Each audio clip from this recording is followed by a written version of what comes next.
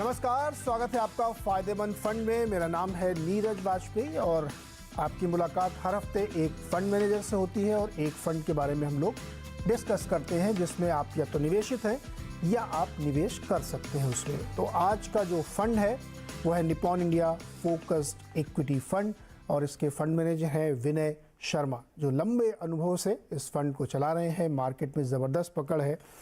तो मैंने सोचा कि चूंकि बहुत सारे हम लोग फंड मैनेजर से बातचीत करते रहते हैं, तो इस हफ्ते हमने सोचा कि कुछ थोड़ा फोकस किया जाए क्योंकि मार्केट अपॉर्चुनिटी दे रहा है और आगे यहाँ से काफ़ी ग्रोथ की संभावनाएं बन रही हैं। तो क्या एक फोकस फंड जिसमें लिमिटेड स्टॉक्स में पैसे लगाए जाते हैं, मार्केट कैप की कोई बंदिश नहीं होती है, पूरी तरीके से ये फंड मैनेजर के स्किल और उसकी रिस्क टेकिंग कैपेसिटी पे डिसाइड करता है कि वो कौन से स्टॉक लेगा जिससे आपको सबसे बढ़िया रिटर्न मिले। तो मैंने सोचा कि अब विनय शर्मा जी को बुलाया जाए, उनसे चर्चा की जाए। विनय सर, बहुत बहुत स्वागत है आपका फायदेमंद फंड्स में। तो सबसे पहले तो ये बताइए सर कि क्या चल रहा है मार्केट में, क्या चल रहा है आजकल?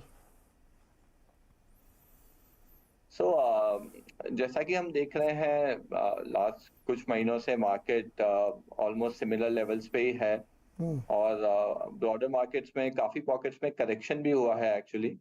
सो आई थिंक मार्केट थोड़ा नर्वस है ग्लोबल सिनेरियो को लेके, पर्टिकुलरली यूएस इंटरेस्ट रेट्स और यूएस इकोनॉमी में कितना स्लो डाउन आएगा या आ सकता है, बिकॉज वहां पर इंटरेस्ट रेट कंटिन्यूसली ऊपर गए हैं एंड फेड का काफी टाइम से प्रयास चल रहा है कि इकोनॉमी को थोड़ा कूल डाउन किया जाए।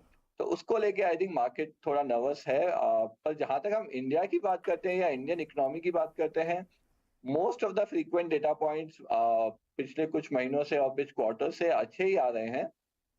तो बेसिकली आई थिंक मार्केट में टसल है between global scenario versus domestic scenario and हमें लगता है कि कुछ क्वार्टर्स तक ये रहने वाला है वॉलेटाइल सिनेरियो। लेकिन विनय जी, मार्केट हमारा जो है ना डर नहीं रहा है। देखिए, यूएस में बहुत ख़राब नंबर्स आ रहे हैं, है ना। बहुत फेड चेयरमैन भी कह रहे हैं कि हम तो खूब बढ़ाएंगे और लंबे समय तक बढ़ाएंगे, इन्फ्लेशन नीचे लाना है। वहाँ पे सब तरह के नंबर ख़राब आते हैं, लेकिन हमारा मार्केट डरता नहीं। उसने तलाक ले लिया है, विदेशी बाज़ारों से कोई प्रभाव नहीं अपने ऊपर ले रहा है।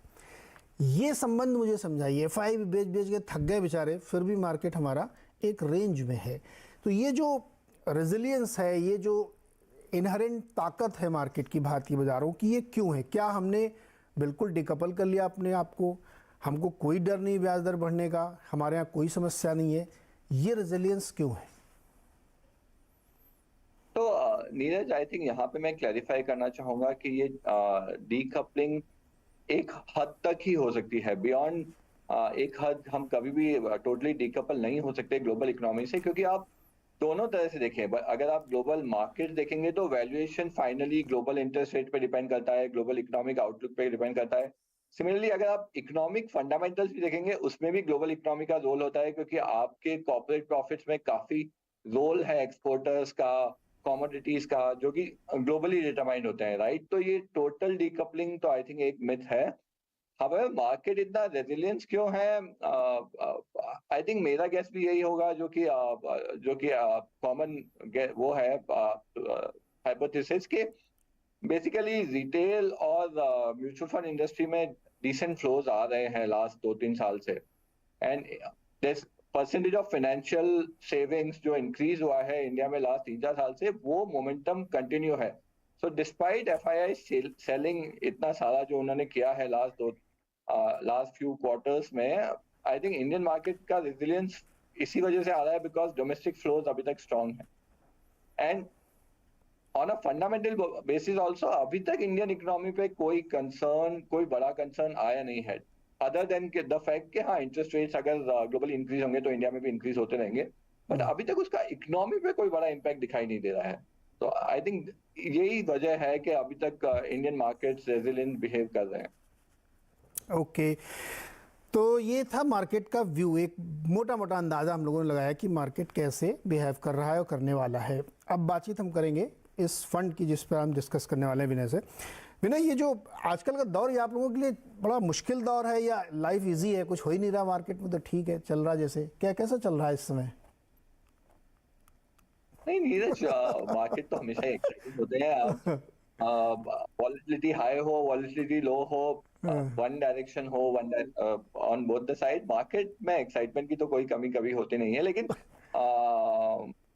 आई थिंक कुछ क्वार्टर्स से Indian market stock pickers market और थोड़ा सेक्टर स्पेसिफिक सेक्टर रोटेशन वाला मार्केट बन गया है, जहां पे आपको अगर आपके बॉटम अप स्टॉक चॉइसेस अच्छे हैं, bottom up industry sector choices अच्छे हैं, तो आप मार्केट में परफॉर्म कर पा रहे हैं। तो काफी स्टॉक स्पेसिफिक मार्केट हो गया है, काफी बॉटम अप मार्केट हो गया है कुछ क्वार्टर से। जैसा कि हमने पहले भी डिस्कस किया है कि ऑल्दो ग्लोबल वॉलेटिलिटी काफी हाई है, ग्लोबल इकोनॉमिक न्यूज उतनी अच्छी नहीं है, डिस्पाइट दैट मार्केट काफी रिजिलिएंट बिहेव कर रहा है। और आई थिंक मार्केट भले ही एक सिमिलर लेवल पे हो, बट उसके underlying sectoral movement, stock movement काफी हो रहे हैं अभी भी। तो आई थिंक मैं यही कहना चाहूंगा कि मार्केट काफी बॉटम अप अप्रोच पे चल रहा है अभी। ओके, तो ये जो फोकस इक्विटी फंड है जिसमें 30 स्टॉक आप लेके चलते हैं, तो मुझे थोड़ा बताइए कि इसकी खूबी क्या है, किसी को क्यों फोकस फंड में पैसे लगाने चाहिए, और इस समय आपका कंपोजिशन क्या है मार्केट कैप वाइज? तो focus fund Neeraj is very similar to flexi cap fund. इसमें बेसिकली हम अक्रॉस मार्केट कैप्स इन्वेस्ट कर सकते हैं, कोई एटलीस्ट रेगुलेटर की तरफ से कोई रिस्ट्रिक्शन नहीं है, mid cap, small cap, large cap. तो it's a independent category in that sense. इसमें बस यही एक रेस्ट्रिक्शन है कि आपको 30 स्टॉक्स से ज्यादा आप इन्वेस्ट नहीं कर सकते, नंबर ऑफ स्टॉक्स 30 तक ही हो सकते हैं।